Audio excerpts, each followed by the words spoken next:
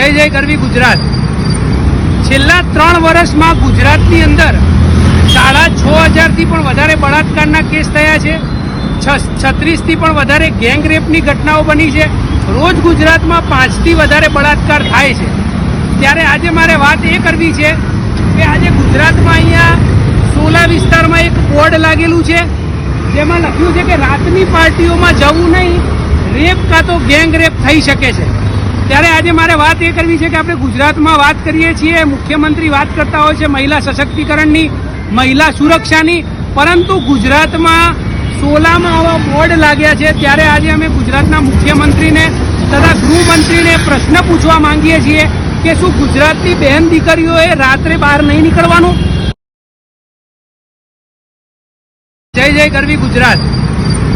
છેલ્લા 3 વર્ષમાં ગુજરાતની અંદર 6,500 થી પણ વધારે બળાત્કારના કેસ થયા છે। 36 થી પણ વધારે ગેંગ રેપની ઘટનાઓ બની છે। રોજ ગુજરાતમાં 5 થી વધારે બળાત્કાર થાય છે। ત્યારે આજે મારે વાત એ કરવી છે કે આજે ગુજરાતમાં અહીંયા સોલા વિસ્તારમાં એક બોર્ડ લાગેલું છે જેમાં લખ્યું છે કે રાતની પાર્ટીઓમાં જવું નહીં, રેપ કાં તો ગેંગ રેપ થઈ શકે છે।